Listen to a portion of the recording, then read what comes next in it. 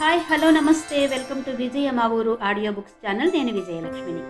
Friends, నవల స్రవంతిలో శ్రీ మంజరి గారి నవల హిట్ లిస్ట్ ఆడియోగా వినిపిస్తున్నాను కదా. మరి ఈరోజు హిట్ లిస్ట్ నవల ఆడియో 4వ భాగం వినిపించబోతున్నాను. మరి ఆలస్యం చేయకుండా కథలోకి వెళ్ళిపోదాం, పదండి. రోడ్డు మీద నడుస్తున్నాడు బిట్టు. అతని భుజానికి ఎయిర్ బ్యాగ్ బరువుగా వేలాడుతోంది. స్ట్రీట్ లైట్ వెలుగు మీద పడకుండా జాగ్రత్త పడుతూ ముందుకి కదులుతున్నాడు. ప్రస్తుతం తను ఏ ప్రాంతంలో ఉన్నాడో అతనికి తెలియదు. ఢిల్లీ నగరాన్ని అతను ప్రత్యక్షంగా ఎప్పుడూ చూడలేదు. ఢిల్లీ మ్యాప్ని మాత్రం స్టడీ చేశాడు. రోడ్డు పక్కన పబ్లిక్ టెలిఫోన్ బూత్ని చూసి అతను ఆగాడు. దానికోసమే చూస్తున్నాడు. బూత్ లోపలికి ప్రవేశించి తలుపులు మూసుకున్నాడు. జేబులో దాచిన రూపాయి నాణాల నుంచి ఒక కాయిన్ తీసి బాక్స్ మీద పెట్టాడు. బ్యాక్ పాకెట్ నుంచి చిన్న కాగితం ముక్క తీసి విప్పి ఎయిర్ బ్యాగ్ సైడ్ పాకెట్ నుంచి టార్చ్ లైట్ తీసి కాగితంలో రాసింది చదివాడు. అందులో పేరు, టెలిఫోన్ నెంబరు ఉన్నాయి. రిసీవర్ అందుకుని ఆ నెంబర్కి డయల్ చేశాడు. అవతల ఫోన్ రింగ్ అవుతున్న చప్పుడు రిసీవర్ నుండి వింటూ బయటకు చూశాడు. రోడ్లు నిర్మానుష్యంగా ఉన్నాయి. టెలిఫోన్ బూత్ మీద స్ట్రీట్ లైట్ వెలుగు పడకపోవడం వల్ల అతను బయటకు కనిపించడం లేదు. ఫోన్ రింగ్ అవుతున్నా ఎవరూ ఎత్తలేదు. అతను కట్ చేసి మళ్ళీ అదే నెంబర్ డయల్ చేశాడు. 4-5 సార్లు రింగ్ అవనిచ్చి కట్ చేశాడు. 2 క్షణాలు ఆగి తిరిగి డయల్ చేశాడు. ఈసారి అటువైపు రిసీవర్ వెంటనే హ్యాండిల్ చేయబడింది. బిట్టు పెదవులు చిరునవ్వుతో విచ్చుకున్నాయి. రిసీవర్ ఎత్తవలసిన వాళ్ళు నిద్రపోతూ ఉంటారని, వాళ్ళని నిద్ర లేపితే తప్ప రిసీవర్ ఎత్తరని అతను ముందే అనుకున్నాడు. ఫోన్లో మాట్లాడబోయే వ్యక్తులు తనకి అపరిచితులని గుర్తుపెట్టుకున్నాడు. హలో, స్త్రీ గొంతు వినిపించింది. ఆమె నిద్రపోయి లేచినట్టు గొంతు మంద్రంగా ఉంది. బాదల్జీ ఉన్నారా? అడిగాడు సౌమ్యంగా. మీరెవరు? జోగిందర్ సింగ్ నన్ను పంపారని చెప్పండి. ఆయన నిద్రపోతున్నారు, ఉదయం చెయ్యండి. బెహన్జీ, ఉదయం ఫోన్ చేయడానికి అవకాశం ఉంటే ఇప్పుడు చేసి మీ నిద్ర పాడు చేయాల్సిన అవసరం లేదు. బాదల్జీని లేపి చెప్పండి అన్నాడు. ఆమె రిసీవర్ పక్కన పెట్టిన చప్పుడయింది.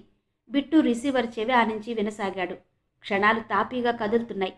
ఒక పోలీస్ పెట్రోలింగ్ వ్యాన్ బూత్ పక్క నుండి వెళ్ళింది. అవతల పక్క రిసీవర్ తీసిన శబ్దం బిట్టు చెవులను తాకింది. హలో, ఎవరు? మగ గొంతు ప్రశ్నించింది. బాదల్జీ? ఎస్, నన్ను జోగిందర్ సింగ్ పంపించారు. అవతల కొన్ని క్షణాలు నిశ్శబ్దం. మీరెక్కడి నుంచి మాట్లాడుతున్నారు? బిట్టు చుట్టూ చూసి చెప్పాడు. ఈ ప్రదేశం పేరు నాకు తెలియదు. ఈ బూత్కి ఎదురుగా పెద్ద భవనం ఒకటి ఉంది. భవనం గేటు దగ్గర రైలు బొమ్మ కనిపిస్తోంది. నేనిప్పుడు అక్కడికి రావడం కుదరదు. ఈ సమయంలో నగరమంతా పోలీసులు పెట్రోలింగ్ తిరుగుతూ ఉంటారు. అంతేకాదు, నేను 3 చెక్ పోస్టులు దాటుకుని రావాలి. ఇప్పుడు ఇంటి నుండి బయటకు రావడానికి సరైన కారణం చెప్పాలి అన్నాడు బాదల్. ఇప్పుడేం చెయ్యాలి మరి? కాసేపు ఇక్కడ నిలబెడితే పోలీసులు పట్టుకుంటారు చెప్పాడు బిట్టు. బూత్కి వెనక పక్క మైదానం చీకటిగా ఉంటుంది. తెల్లవారే వరకు అక్కడ గడపండి. నేను ఉదయం 6 గంటలకు వచ్చి మిమ్మల్ని తీసుకెళ్తాను రిక్వెస్ట్ చేస్తున్నట్టు చెప్పాడు బాదల్. సరే చెప్పి రిసీవర్ పెట్టేశాడు బిట్టు. బూత్ నుండి బయటకు వచ్చాడు. బాదల్ చెప్పినట్టు బూత్ వెనక చీకటిగా ఉంది. నిశ్శబ్దంగా అటువైపు నడిచాడు బిట్టు. భరద్వాజ్ తన సిబ్బంది నుండి చురుకైన కానిస్టేబుల్స్ 4గురిని ఎన్నిక చేశాడు. వాళ్ళని రాష్ట్రంలోని సెంట్రల్ జైల్స్, మెంటల్ హాస్పిటల్స్కి పంపించాడు. చంద్రమ్మ హత్య జరగడానికి 5 రోజుల ముందు నుంచి విడుదలైన వాళ్ల వివరాలు తీసుకురమ్మని చెప్పాడు. గడ్డివాములో సూది కోసం వెతకడమని తెలుసు.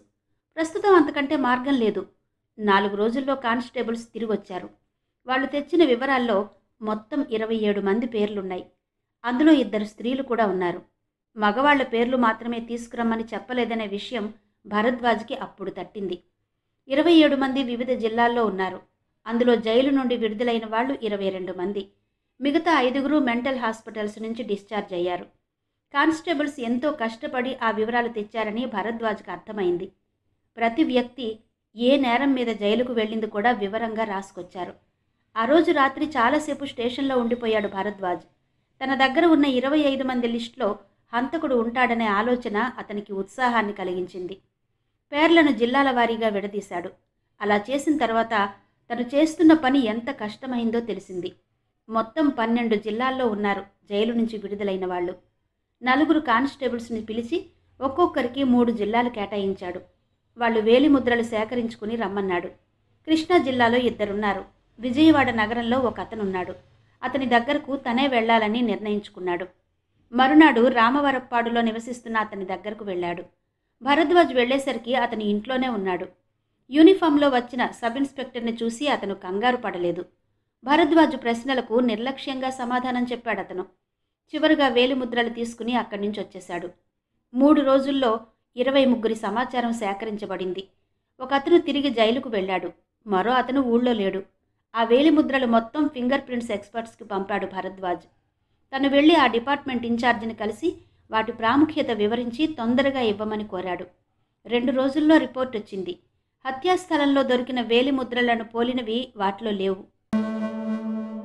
న్యూఢిల్లీ టెలిఫోన్ ఎక్స్చేంజ్ నిశ్శబ్దంగానూ చుట్టూ ఆవరించిన చీకటిలో నిద్రపోతున్నట్టుగానూ కనిపిస్తోంది. లోపల అమర్చబడ్డ ఎలక్ట్రానిక్ యంత్ర పరికరాలు తమ పనిని చేసుకుపోతున్నాయి. సూపర్వైజర్ సీట్లో కూర్చున్న వ్యక్తి కునికిపాట్లు పడుతున్నాడు. అతను ఒక ప్రత్యేకమైన బాధ్యత నిర్వర్తించడానికి అక్కడ నియమించబడ్డాడు. అతని టేబుల్ మీద ఒక యంత్రం ఉంది. అది కూడా కునుకుపాట్లు పడుతున్నట్టు ఎటువంటి శబ్దం చేయడం లేదు. మామూలుగా చూస్తే ఆ గదిలో ఏమాత్రం ప్రత్యేకత కనిపించదు. కానీ చాలా కీలకమైన పని కోసం ఏర్పాటు చేయబడ్డ ఎలక్ట్రానిక్ కంప్యూటర్ అది. టెలిఫోన్ ఎక్స్చేంజ్లోని యంత్రాలతో సంబంధం లేకుండా ఎయిర్ కండిషన్డ్ గదిలో ఉందా కంప్యూటర్. బిట్టు పబ్లిక్ టెలిఫోన్ నుండి నెంబర్ డయల్ చేసిన మరుక్షణం కంప్యూటర్ నిద్ర మేలుకొంది. ముందుగా అలారం మోగింది. సూపర్వైజర్ ఉలిక్కిపడి హెడ్ఫోన్స్ తగిలించుకున్నాడు. లాగ్బుక్ వంటి పుస్తకం ముందుకు లాక్కున్నాడు. బిట్టుకి బాదల్కి మధ్య జరుగుతున్న సంభాషణ మొత్తం ఆ పుస్తకంలో రాయసాగాడు. వాళ్ళ సంభాషణ పూర్తయిన తర్వాత హెడ్ఫోన్స్ తీసేశాడు. విభిన్న సిద్ధాంతాలు, రాజకీయ పార్టీలు గల అతిపెద్ద ప్రజాస్వామ్య దేశానికి రాజధాని అయిన ఢిల్లీకి ప్రమాదం ఎప్పుడూ పొంచి ఉంటుంది.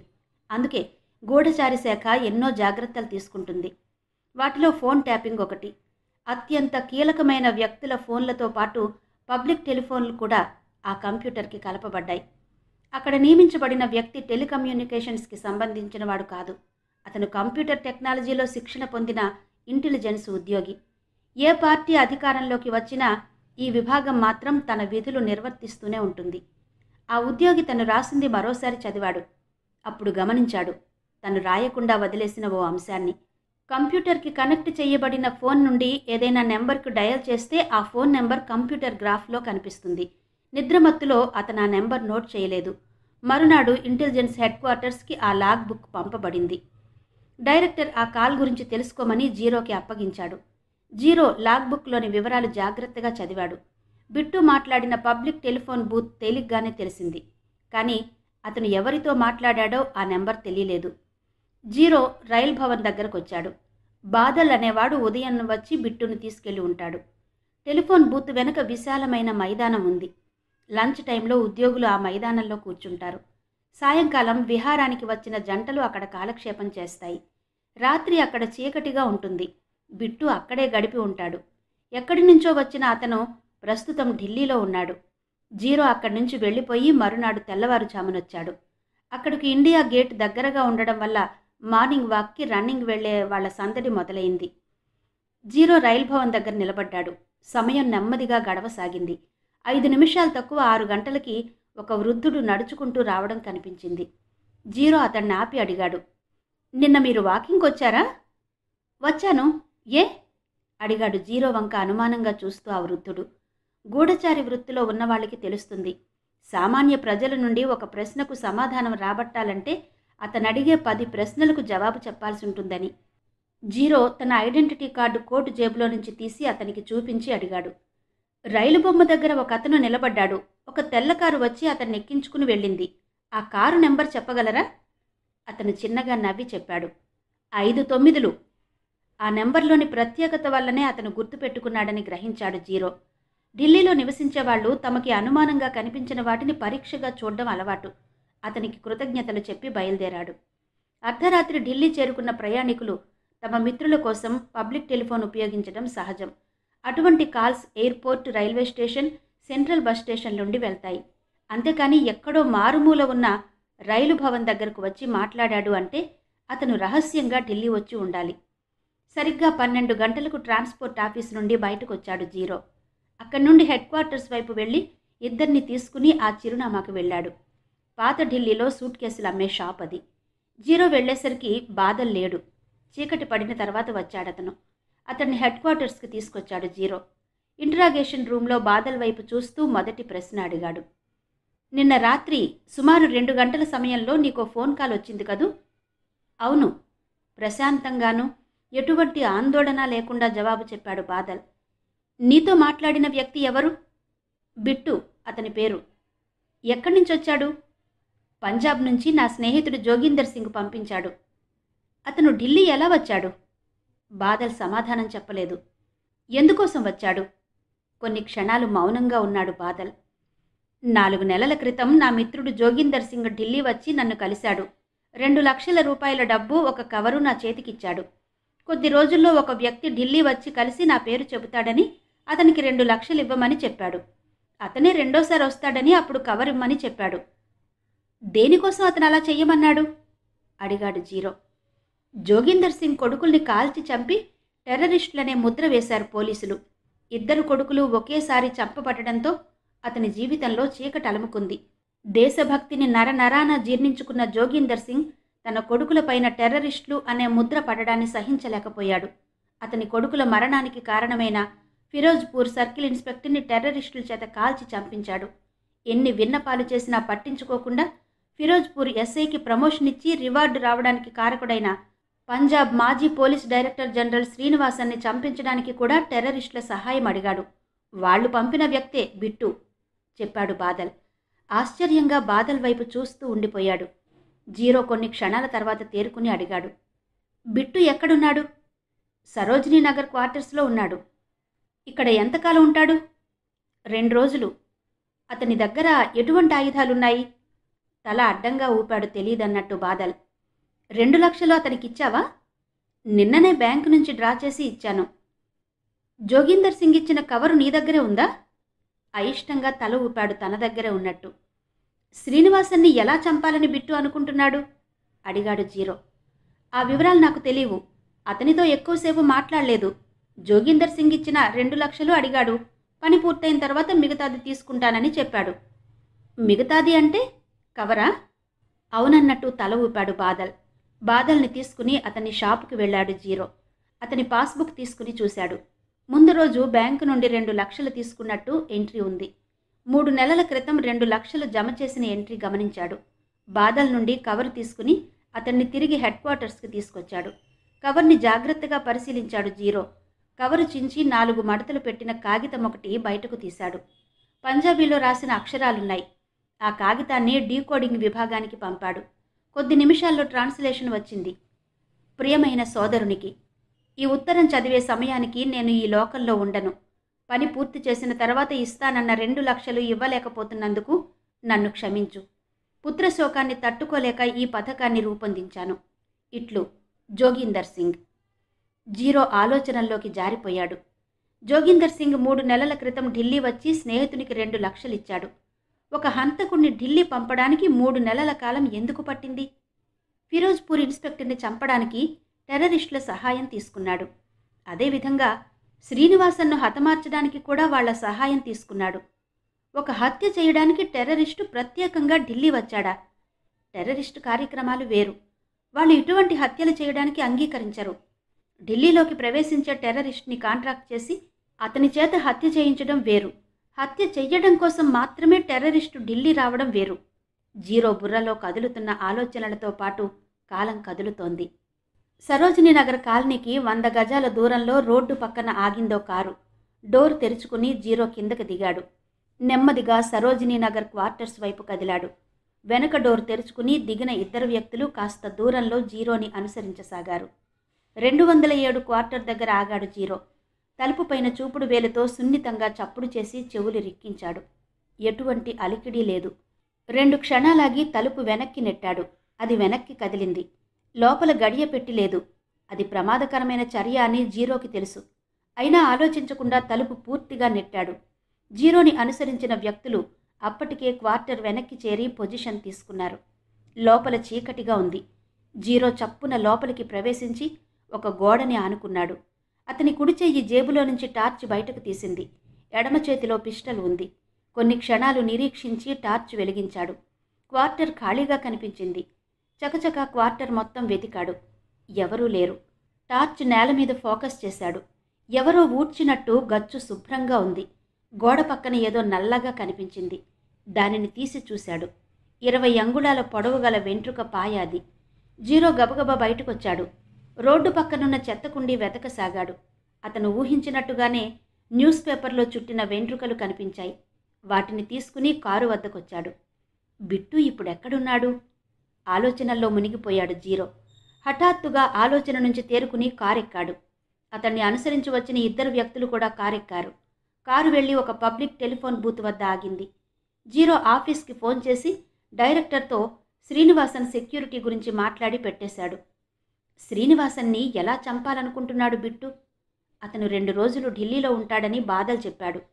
కానీ బిట్టు క్వార్టర్లో లేడు. తాము రంగంలోకి దిగినట్టు అతనికి తెలిసిందా? బాదల్ అదుపులో ఉన్నాడు కాబట్టి అతన్ని హెచ్చరించడానికి అవకాశం లేదు. నిజానికి శ్రీనివాసన్ని చంపడం అంత తేలిక కాదు. అతనికి ప్రత్యేక రక్షణ కల్పించబడింది. ఒకవేళ బిట్టు తెగించి దాడి చేసినా అతను ఎట్టి పరిస్థితుల్లోనూ తప్పించుకోలేడు. ప్రాణాలు వదులుకోవడానికి సిద్ధపడితే తప్ప. తన ప్రాణాలు పోయినా పర్వాలేదు అనుకోవడానికి అతను జోగీందర్ సింగ్ కాదు, కిరాయికి వచ్చిన మనిషి. హెడ్ క్వార్టర్కు చేరుకునేసరికి జీరో మెదడు వేడెక్కింది. తిన్నగా బాదల్ని ఉంచిన గదికి వెళ్ళాడు. బాదల్ అసహనంగా పచార్లు చేస్తున్నాడు. జీరో రావడం గమనించి పచార్లు ఆపాడు. బాదల్జీ, నీకెంతమంది పిల్లలు? కుర్చీలో కూర్చుని అడిగాడు జీరో. 4 చెప్పాడు. ఎంతకాలం నుండి ఢిల్లీలో ఉంటున్నావు? 20 సంవత్సరాల క్రితం పంజాబ్ నుండి ఇక్కడికొచ్చాను. పిల్లలకు పెళ్ళిళ్ళయ్యాయా? వాళ్లకి కూడా పిల్లలు. ఒక్క క్షణం ఆగి అడిగాడు జీరో. ఆనందంగా ప్రశాంతంగా జీవిస్తున్న నువ్వు నీ కుటుంబాన్ని ఎందుకు రిస్కులో పడేశావు? జీరో మొహంలోకి చూసి చిన్నగా నవ్వాడు బాదల్. ఆ నవ్వులో జీవం లేదు. జోగీందర్ సింగ్ సహాయం అడిగినప్పుడు రిస్క్ గురించి ఎలా ఆలోచిస్తాం? ఏ? అతను నాకు ప్రాణ స్నేహితుడు కాబట్టి, స్థిరంగా చెప్పాడు బాదల్. జోగీందర్ సింగ్ కోసం ప్రాణం ఇవ్వడానికైనా వెనుకాడననే భావం అతని గొంతులో ఉంది. స్నేహితుని కోసం కుటుంబానికి చెడ్డ పేరు రావడానికి ఎవరూ ఇష్టపడరు. నువ్వు కుటుంబం గురించి ఆలోచించకుండా అలా చేశావంటే ఏదో కారణం ఉంటుంది. బాదల్ కళ్ళలోకి సూటిగా చూసి అన్నాడు. తల అడ్డంగా ఊపుతూ అన్నాడు బాదల్. దానికి ప్రత్యేకమైన కారణం అంటూ ఏం లేదు. జోగీందర్ సింగ్ ఒక పంజాబీ రైతు అని మాత్రమే మీరు అనుకుంటారు. కానీ అతను రైతుగా మారకముందు సైన్యంలో చేరి దేశ సేవ చెయ్యాలనుకున్నాడు. దానికోసం అతను ప్రతిదినం వ్యాయామశాలకు వెళ్ళేవాడు. శరీరం దృఢంగా లేకపోతే సైనికునిగా పనికిరామని చెప్పేవాడు. అతని ప్రతి కదలికలోనూ ఆలోచనల్లోనూ ఒక సైనికుని లక్షణాలు కనిపించేవి. అతని ఛాతీ ఎత్తి గర్వంగా నడుస్తుంటే సైనిక సమూహాన్ని అదుపు చేస్తున్న కమాండర్లా కనిపించేవాడు. అతని కోరిక నెరవేరకముందే తండ్రి మరణించాడు. అందుచేత తండ్రి వృత్తి అతను స్వీకరించాడు. ఆ రోజు తన కలలన్నీ చెదిరిన రోజు నా దగ్గరకు వచ్చి ఏడ్చాడు. అవును, ఆ రోజు నాకు బాగా గుర్తుంది. వెక్కి వెక్కి చంటి పిల్లలా ఏడ్చాడు. అతని గొంతు జీరబోయింది. కొన్ని క్షణాలు మౌనంగా ఉండిపోయాడు. ఒకసారి మమ్మల్ని అతని పొలం దగ్గరకు తీసుకెళ్లాడు. పొలంలో గోధుమలు రాసులుగా పోసున్నాయి. ఆ రాసులు చూపించి సైన్యంలో పనిచేయడం ఒక్కటే దేశభక్తి అనుకునేవాడిని నా ఆలోచన ఎంత తప్పో ఇప్పుడు అర్థమైంది. పంట ఎక్కువగా పండించి జాతీయ ఆదాయం పెంచడం కూడా దేశభక్తేనని తెలిసింది అని చెప్పాడు. మా గ్రామంలోకి టెర్రరిస్టులు రావడానికి భయపడతారు. దీనికి కారణం తెలుసా? జోగీందర్ సింగ్ ఆ గ్రామంలో పుట్టడం. తను మాత్రమే దేశాన్ని ప్రేమించడంతో సరిపెట్టుకోకుండా గ్రామస్తులందరినీ దేశాన్ని ప్రేమించేటట్టు చేయగలిగిన గొప్ప వ్యక్తిత్వం నా స్నేహితునిది. అటువంటి వాడి కొడుకులను ఒక సబ్ ఇన్స్పెక్టర్ కాల్చి చంపి రివార్డు ప్రమోషన్ తీసుకున్నాడు. దానికి ప్రతీకారం తీర్చుకోవాలని జోగీందర్ సింగ్ నిర్ణయించుకున్నాడు. మానవత్వం, దేశభక్తి మూర్తిభవించిన అతనికి సహాయపడ్డాను అనడం పెద్ద మాట అవుతుంది. అతను చెప్పింది చేశానంతే అన్నాడు బాదల్. జీరో మొహం పక్కకు తిప్పుకుని కళ్ళని కర్చీఫ్తో తుడుచుకున్నాడు. తన కళ్ళని కప్పిన నీటి పొర బాదల్ గమనించకుండా. బిట్టు ఇక్కడ 2 రోజులు ఉండడని నీకు ముందే తెలుసు కదూ? చిన్నగా నవ్వాడు బాదల్. తెలుసు చెప్పాడు. అతనిప్పుడెక్కడున్నాడు? తెలీదు. నేను ప్రశ్నించినంత సౌమ్యంగా మిగతా వాళ్ళు ప్రశ్నిస్తారు అనుకోవద్దు. ఒక మనిషి నుంచి నిజం తెలుసుకోవడానికి అవసరమైన సాంకేతిక పరిజ్ఞానం, ట్రైనింగ్ పొందిన సిబ్బంది ఉన్నారు చెప్పాడు జీరో. బాదల్ తొణకలేదు. మీకు కావలసిన వివరాలు చెప్పడానికి నేను సిద్ధంగా లేను. అయితే ఒక్క కండిషన్ మీద బిట్టు ఎక్కడున్నాడో చెబుతాను. ఎటువంటి షరతులు కేసులు పెట్టకుండా నన్ను వదిలిపెట్టాలి. బిట్టుని శిక్షించాలంటే బాదల్ సాక్ష్యం అవసరమవుతుంది. ఆ సాక్ష్యం లేకుండా కూడా బిట్టుకి శిక్ష పడేటట్టు చెయ్యొచ్చు. జీరో ఆ గది నుండి వెళ్ళిపోయి అరగంట తర్వాత తిరిగొచ్చాడు. ఎటువంటి కేసు లేకుండా నిన్ను వదిలేస్తాం చెప్పాడు జీరో. బాదల్ మొహం విప్పారడం గమనించాడు జీరో. బాదల్ వంటి వారిని శిక్షించడం వల్ల టెర్రరిజం అంతమవుతుందని జీరో అనుకోవడం లేదు. అందుకే అరగంట సేపు డైరెక్టర్తో వాదించాడు. చివరికి డైరెక్టర్ బాదల్ని వదిలేయడానికి అంగీకరించాడు. బిట్టు నిన్న రాత్రి తమిళనాడు ఎక్స్ప్రెస్కి బయలుదేరి వెళ్ళాడు. గంటలో అతను ఆంధ్రప్రదేశ్లోని విజయవాడ రైల్వే స్టేషన్లో దిగుతాడు చెప్పాడు బాదల్. విజయవాడ ఎందుకు వెళ్తాడు అడిగాడు జీరో. అక్కడ కనకదుర్గ గుడి ఒకటి ఉందట. ఆ గుడిలో దసరా సందర్భంగా వారం రోజుల్లో ఉత్సవాలు మొదలవుతాయట. అక్కడకు శ్రీనివాసన్ భార్యతో వెళతాడు చెప్పాడు బాదల్. షాక్ తగిలినట్టయింది జీరోకి. బిట్టు ఊహకందనంత వేగంగా కదులుతున్నాడు. విజయవాడలో అతను ఎక్కడుంటాడు? తెలీదు. శ్రీనివాసన్ ప్రోగ్రాం గురించి అతనికి ఎలా తెలిసింది? మళ్ళీ అడిగాడు జీరో. నిన్న ఉదయం శ్రీనివాసన్ పనిచేసే ఇంట్లో నౌకరు ద్వారా తెలుసుకున్నాడు. అప్పటికప్పుడు తనకు రిజర్వేషన్ చేయించమన్నాడు. నాకు తెలిసిన ఏజెంట్ ద్వారా స్వామి పేరుతో రిజర్వేషన్ చేయించాను. బిట్టు హెయిర్ డ్రెస్సింగ్ చేయించుకున్నాడా అడిగాడు జీరో. ఆశ్చర్యపోయాడు బాదల్. తన భావాలు కనిపించకుండా జాగ్రత్త పడ్డాడు. అవును, గడ్డం మీసం తీసేసరికి అతని ఆకారం పూర్తిగా మారిపోయింది అన్నాడు. జీరో ఆ గదిలో నుంచి బయటకొచ్చి కంట్రోల్ రూమ్ వైపు నడిచాడు. గదిలో పెద్ద టేబుల్ పైన ఓ 20 ఫోన్లున్నాయి. ఒక్కొక్క ఫోన్ దగ్గర ఒక మనిషి కూర్చుని ఫోన్ ద్వారా వచ్చే సమాచారం రాసుకుంటున్నారు. ఆ టేబుల్ దాటి ఓ చిన్న టేబుల్ దగ్గరకు వెళ్ళి కూర్చుని ఫోన్ ముందుకు లాక్కున్నాడు జీరో. ఒక నెంబర్ తిప్పి అవతలి వారికి తనెవరో చెప్పి తనకి కావలసిన వివరాలు అడిగాడు. కంప్యూటరైజ్డ్ రిజర్వేషన్ సిస్టమ్ కనుక అతను అడిగిన సమాచారం కొద్ది నిమిషాల్లో తెలిసింది. బాదల్ అబద్ధం చెప్పలేదు. స్వామి పేరుతో ఒక వ్యక్తికి తమిళనాడు ఎక్స్ప్రెస్లో విజయవాడకి రిజర్వేషన్ చేయబడింది. ఫోన్ పక్కనే వరుసగా పేర్చిన పుస్తకాల్లో ఒకటి బయటకు తీశాడు జీరో. దేశంలోని ఇంటెలిజెన్స్ శాఖల నెంబర్లు తీశాడు. రిసీవర్ ఎత్తి ఓ నెంబర్ డయల్ చేశాడు. 4 సార్లు ట్రై చేసిన తర్వాత అవతలి వైపు రిసీవర్ ఎత్తబడింది. అది ఆఫీస్ కమ్ రెసిడెన్స్ కనుక ఏ సమయంలో చేసినా రిసీవ్ చేసుకోబడుతుంది. అవతలి వ్యక్తి ఎవరో తెలుసుకుని అతనికి ఏం చెయ్యాలో చెప్పాడు జీరో. తిరిగి గదిలోకి వచ్చి బాదల్తో చెప్పాడు. బిట్టుని పట్టుకోవడానికి ఏర్పాట్లు జరిగాయి. 2-3 గంటల్లో ఫోన్ వస్తుంది. అప్పుడు నువ్వు వెళ్ళిపోవచ్చు. బాదల్ ఉలిక్కి పడ్డాడు. తన ఉలికిపాటు కనబడకుండా నేర్పుగా కప్పిపుచ్చుకున్నాడు. జీరో మెరుపు వేగంతో ఆలోచిస్తాడని అతను అనుకోలేదు. తమిళనాడు ఎక్స్ప్రెస్ వేగంగా దూసుకుపోతోంది. బెర్త్ మీద పడుకున్న బిట్టు లేచి కూర్చున్నాడు. రాత్రంతా హాయిగా నిద్రపోయాడతను. మిగతా బెర్తుల వంక పరిశీలనగా చూశాడు. అనుమానించదగ్గ ప్రయాణికులెవ్వరూ కనిపించలేదు. సూట్ కేసు నుంచి టవల్, బ్రష్, టూత్పేస్ట్ తీసుకుని కిందకు దిగాడు. కావాలనే అప్పర్ బెర్త్ తీసుకోమని బాదల్కి చెప్పాడు. గంట తర్వాత టాయిలెట్ నుంచి తిరిగొచ్చి బ్రష్, పేస్ట్ బెర్త్ మీద పెట్టి లోయర్ బెర్త్ పైన కిటికీ పక్కన కూర్చున్నాడు. ప్రకృతి వేగంగా కదులుతోంది. బిట్టు మాత్రం ఆ దృశ్యం చూడడం లేదు. అతని మనసు గతంలోకి వెళ్ళింది. నిరుద్యోగిగా కాలం గడుపుతున్న తనని టెర్రరిస్టులు ఆకర్షించారు. ఆ తర్వాత పంజాబ్ నుండి ఒక రాత్రి 10 మందితో కలిసి సరిహద్దు దాటి ట్రైనింగ్ క్యాంప్ చేరాడు. అక్కడ 3 నెలలు అత్యంత కఠినమైన శిక్షణ పూర్తి చేశాడు. ట్రైనింగ్ పూర్తి చేసిన వాళ్లలో 2 ఢిల్లీ వెళ్లడానికి ఎన్నిక చేశారు. శ్రీనివాసన్ హత్య చేసిన తర్వాత తన కార్యక్రమం మొదలవుతుంది. అనుకోని అవాంతరం ఎదురు కావడం వల్ల తనతో వచ్చిన మిత్రుడు విడిపోయాడు. మరునాడు అతని గురించి విచారిస్తే కాల్చి చంపబడినట్టు తెలిసింది. ఇప్పుడు తనొక్కడే అప్పగించిన బాధ్యత పూర్తి చెయ్యాలి. అందుకే ఆలస్యం చెయ్యకుండా నిర్ణయం తీసుకున్నాడు. ఢిల్లీలో 2 రోజులు ఉండాలనుకుని తరువాత దానిని మార్చుకున్నాడు. శ్రీనివాసన్ని చంపడం కష్టమైన పనేం కాదు. అందుకు కావలసిన ఆయుధాలు సిద్ధంగా ఉన్నాయి. కానీ అతనితో పాటు అతని భార్యను కూడా చంపాలనేది కష్టమైంది. దానిని తను సాధించాలి. ఎలా? యాంత్రికంగా అతని చెయ్యి గడ్డాన్ని తడిమింది. ముందు రోజు గెడ్డం గీయడం వల్ల వెంట్రుకలు చేతికి తగల్లేదు. గెడ్డం మీసాలు తీసేసి హెయిర్ డ్రెస్సింగ్ చేసుకుని తన ముఖం అద్దంలో చూసి ఆశ్చర్యపోయాడు. ఎన్నో సంవత్సరాల నుండి పరిచయమైన తన రూపం అదృశ్యమై ఒక కొత్త మొహం అద్దంలో కనిపిస్తోంది. చెంపలు పచ్చగా మెరుస్తున్నాయి. హెయిర్ డ్రెస్సర్ నైపుణ్యం వల్ల తన వెంట్రుకలు తీర్చిదిద్దబడ్డాయి. ఇప్పుడు తన వంక అనుమానంగా చూసేవాళ్ళుండరు. భారతదేశంలో నివసించే ఎంతోమంది యువకుల్లో ఉన్నాడతను. భాష గురించి మాత్రమే కొద్దిపాటి సమస్య ఉంది. వివిధ రాష్ట్రాల హిందీతో పరిచయం ఉన్నవాళ్లు తన భాష విని అది పంజాబ్లో ఉపయోగించే హిందీగా గుర్తిస్తారు. దానిని అధిగమించాలంటే తేలికపాటి పదాలతో పనులు చేసుకోవాలి. అంతకంటే మార్గం లేదు. ఆలోచనలు కట్టిపెట్టి లేచి తన బెర్త్ మీదకెక్కి కూర్చున్నాడు.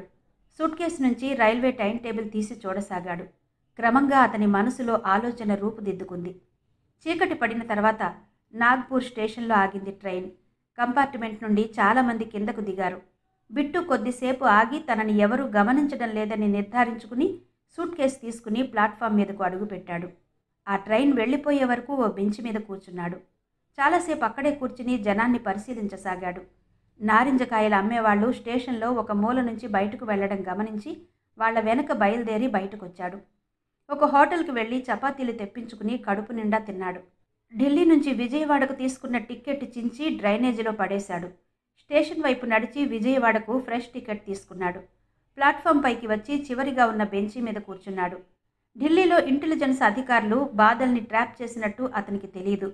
నిజానికి నాగ్పూర్లో అతను దిగేసరికి బాదల్ అతని ప్రయాణం గురించి జీరోకు చెప్పలేదు. బిట్టు తను ట్రైనింగ్లో నేర్చుకున్న కదలికలు, తీసుకున్న జాగ్రత్తలు అనే పాఠాన్ని అమలుపరిచాడు. అదే తనని కాపాడబోతున్నదని అతనికి తెలియదు. తెల్లవారుజామున హెడ్ క్వార్టర్స్కి విజయవాడ నుంచి ఫోన్ వచ్చింది. తమిళనాడు ఎక్స్ప్రెస్లో స్వామి పేరుతో రిజర్వ్ చేయించుకున్న బెర్త్ మీద బిట్టు లేడని వెంటనే ఆ విషయం డైరెక్టర్కి చెప్పాడు జీరో. ఉదయం ఫ్లైట్కి హైదరాబాద్ వెళ్ళి అక్కడి నుంచి విజయవాడ వెళ్ళమని, ఎలాగైనా బిట్టుని పట్టుకోమని చెప్పాడు డైరెక్టర్. జీరో ఢిల్లీలో ఉదయం ఫ్లైట్కు బయలుదేరితే సాయంకాలానికి విజయవాడ చేరుకుంటాడు. బిట్టు మాత్రం ఉదయానికి, అంటే జీరో ఫ్లైట్ ఎక్కే సమయానికి విజయవాడ చేరుకుంటాడు. 5.5 అడుగుల ఎత్తున్న అతను ఫిరోజ్పూర్ సర్కిల్ పోలీస్ ఆఫీసులోకి ప్రవేశించాడు. బాగా పెరిగిన జుట్టు వెనక్కి దువ్వడం వల్ల భుజాలపైన పడుతోంది. అతని వయసు అంచనా వేయడం కష్టం. 30 నుండి 50 మధ్య ఉండొచ్చు. కత్తిరించని మీసం, గీయని గెడ్డం అతని నిర్లక్ష్యాన్ని సూచిస్తున్నాయి. అతన్ని చూస్తే ఎటువంటి ప్రత్యేకత లేకుండా సామాన్యుడనే భావం కలుగుతుంది. అతని ఆకారం కలిగించే ఆ భావం పూర్తిగా తప్పు. పంజాబ్ రాష్ట్రంలోని సెంట్రల్ ఇంటెలిజెన్స్ అధికారుల్లో అతనొకడు. ఇంటెలిజెన్స్ అధికారి కొట్టొచ్చినట్టు కనిపించేలా ఆకారాన్ని ఉంచుకోడు. అందులోనూ అతను ఎత్తు తక్కువ కావడం వల్ల ఎవరి దృష్టిని ఆకర్షించడు. అది అతనికి ప్లస్ పాయింట్. అంతేకాదు, అతనిలో ఓ ప్రత్యేక లక్షణం ఉంది. అసైన్మెంట్ అప్పగించిన తర్వాత దాని గురించి లోతుగా ఆలోచించి ముందుగా ప్లాన్ చేసుకుంటాడు. అందువల్ల రిజల్ట్ బాగుంటుంది. అతను ముఖ్యమైన పని మీద ఫిరోజ్పూర్ సర్కిల్ ఆఫీస్కి వచ్చాడు. అలవాటు ప్రకారం ముందే ప్రిపేర్ అవ్వడం వల్ల ఇన్స్పెక్టర్ని కలుసుకుని అతని బావమరిది స్నేహితుణ్ణని పరిచయం చేసుకున్నాడు. ఇన్స్పెక్టర్తో కాఫీ తాగి ఓ గంట మాట్లాడి తనకు కావలసిన విషయం తెలుసుకుని బయటకొచ్చాడు.